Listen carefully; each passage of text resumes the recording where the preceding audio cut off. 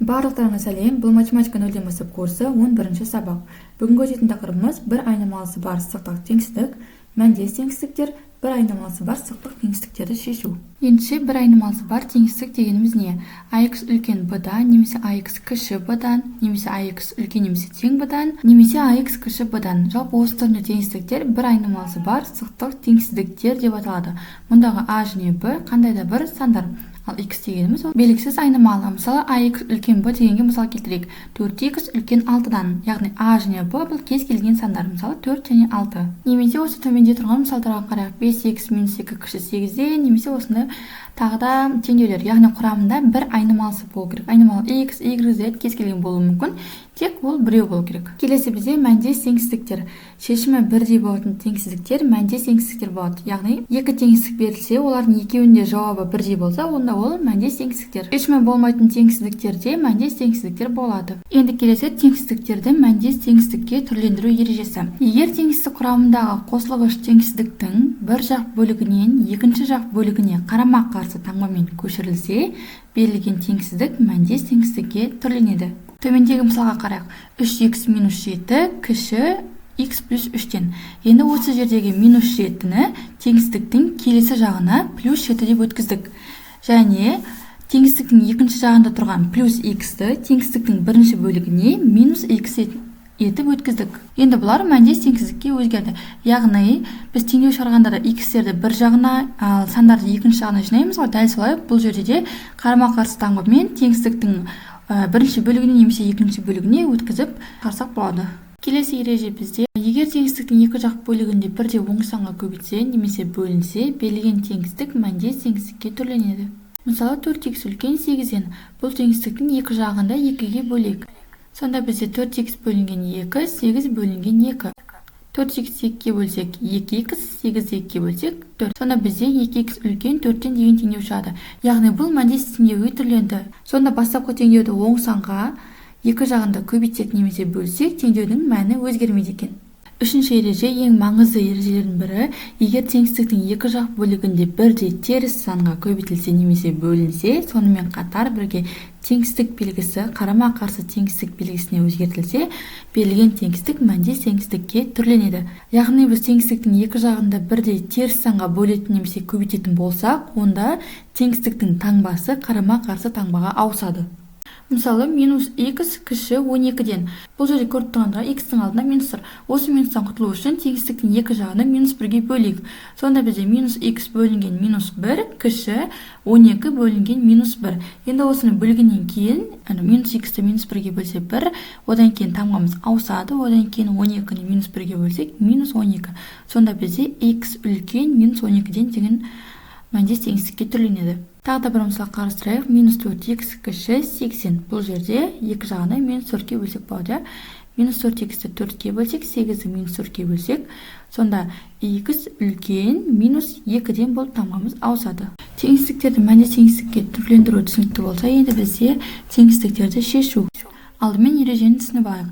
Егер ax үлкен немесе тең b-дан теңсіздігінде a үлкен 0-дан, яғни біздің a-мыз оң сан болса, онда x-ің жауабы x үлкен немесе тең b бөлінген a-дан. Демек берілген теңсіздіктің шешімдер жиыны, яғни осы x-тің қабылдай алатын мәндері тік жақша b бөлінген a және плюс x-тік аралығында. Жақша, жай жақша жалпы теңсіздіктердің шешімін өткен сабақтарда өткен болатынбыз.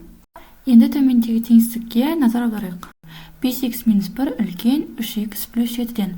Бағана айттық қой, бізде теңсіздіктегі қосылғыштарды қарама-қарсы таңбамен орын ауыстырсақ болады. Енді осы мына жерде тұрған минус 1-ді теңсіздіктің екінші жағында 3x-ті теңсіздіктің бірінші жағына өткізейік. 5x минус 3 теңсіздіктің таңбасы турасылы қалады, үлкен немесе тең 7 плюс 1. Сонда бізде 2x үлкен немесе тең 8. X-тің алдындағы 2-ден құтылу үшін теңсіздіктің екі жағында 2-ге бөлеміз. Сонда 2x бөлінген 2 және 8 бөлінген 2. Сонда x үлкен немесе тең 4-тен. Енді осы x үлкен немесе 4-ті сандар аралығына белгілейік. 4-ті белгілейміз, 4-тен үлкен сандар керек болғандықтан біз плюс жағын боямыз. Сонда бізде жауабы тік жақша 4 және плюс x-тікке дейін. Келесі ереже бізде егер ax үлкен b-дан теңсіздігінде a 0-ден кіші, яғни a-мыз минус сан болса, онда теңсіздіктің жауабы x кіші b бөлінген a-дан. Демек, берілген теңсіздіктің шешімдер жиыны жай жақша минус шексіздік b бөлінген a жай жақша аралығында болады. Мысалы, минус 2x үлкен 8-ден. Бұл теңестікті шығару үшін, яғни алдында минус болғандықтан, екі жағында минус 2-ге бөлеміз. Сонда бізде x теңестіктің таңбасы өзгереді және минус 4. 8-ді минус 2-ге бөлсек. Енді осы x кіші минус 4-ті сандар аралығына белгілейміз. Бірінші минус 4-ті белгілейміз, одан кейін минус 4-тен кіші болып тұрғандықтан біз минус жақты белгілейміз. Сонда теңестіктің жауабы минус шексіздіктен, жай жақша минус шексіздіктен минус 4-ке дейін жай жақша. Келесі бізде үшінші ереже, егер a тең 0 және b 0-ден үлкен, яғни оң сан болса, яғни 0x үлкен b теңістігінің шешімдері болмайды. Себебі x-тің кез келген мәнде ол теңістік тура емес. Енді осыған мысал келтірейік. 7x плюс 6 үлкен 7x плюс 12-ден. Енді бағанағыдай x-арды бір жаққа, сандарды бір жаққа жинайық. 7x минус 7x үлкен 12 минус 6-дан. Сонда бізде 0x үлкен 6-дан болады. Енді бізде бұндай теңістіктердің неге жауап жоқ. Мысалы, x-тің орнына 1-ді қойып көрейік. 0 көбейту 1 үлкен 6-дан. 0 үлкен 6-дан емес, біздің теңістігіміз орындалмай қалды. Немесе x-тің орнына 3-ті қойып көрейік. 3 көбейтілген 0, ол тоже 6-дан үлкен емес. Яғни қандай сан қойсақ та бұл жерге x-тің орнына бұл теңістігіміз орындалмайды. Келесі ереже бізде, егер a-мыз тең 0-ге және b-мыз 0-ден кіші, яғни теріс сан болса, 0x үлкен b теңістігі x-тің кез келген мәнде тура теңістік болады. Мұндай жағдайда, яғни сандар аралығына белгілеген кезде оның мәндер жиыны минус шексіздіктен плюс шексіздікке дейін болады. Енді төмендегі мысалға назар аударайық. 6x плюс 17 үлкен 2 жақшаның ішінде x 3x плюс 4-тен. Енді жақшаны ашсақ 6x плюс 17 үлкен 6x плюс 8-ден. Енді x-тарды бір жаққа, сандарды бір жаққа жинайық. 6x минус 6x үлкен 8 минус 17. Сонда бізде 0x үлкен минус 9-дан. Енді осы жерде x-тің орнына 1-ді қойып керек. 0 көбейту 1 үлкен минус 9-дан. Яғни 0 үлкен минус 9-дан теңдігіміз орындалып тұр. Енді 3-ті қойып көрейік. 0 көбейту 3 үлкен минус 9-дан. Бұл жерде де орындалып тұр. Яғни бұл жерге x-тің орнына қандай сан қойсақ та біздің бұл жауап орындалады.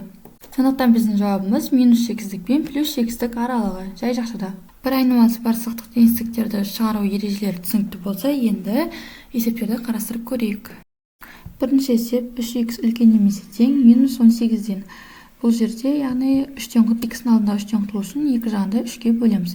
Сонда x үлкен немесе тең 18 бөлінген 3, сонда x үлкен немесе тең 6-дан, минус 6-дан.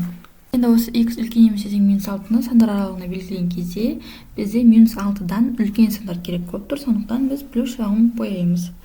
Сонда жауабымыз тік жақша және плюс шексіздікке дейін. Келесі екінші есеп минус 8x кіші 32-ден. Бұл жерде x-ның алдына минус 8-ден құтылу үшін екі жағында минус 8-ге бөлеміз. Сонда бізде x және тамғамызда болсады минус 4. Бұнда x үлкен немесе тең минус 4-ті сандар аралығына белгілесек, минус 4-ті белгілейміз. Минус 4-тен үлкен сандар керек болғандықтан біз плюс жағын бояймыз. Сонда бізде тік жақша минус 4 плюс шексіздікке дейін. Келесі есеп 5y үлкен немесе тең 16-дан. Y үлкен немесе тең 16 бөлінген 5. Y үлкен немесе тең 3,2-ден. Енді осы давай бөлшекпен қалдыра берейік. Егер енді осы 16 бөлінген 5 сандар аралығына белгілейік. Бізге 16 бөлінген 5-тен үлкен жақты керек болғандықтан біз плюс жағын бояймыз. Сонда біздің жауабымыз тік жақшада 16 бөлінген 5 және плюс шексіздік аралығында.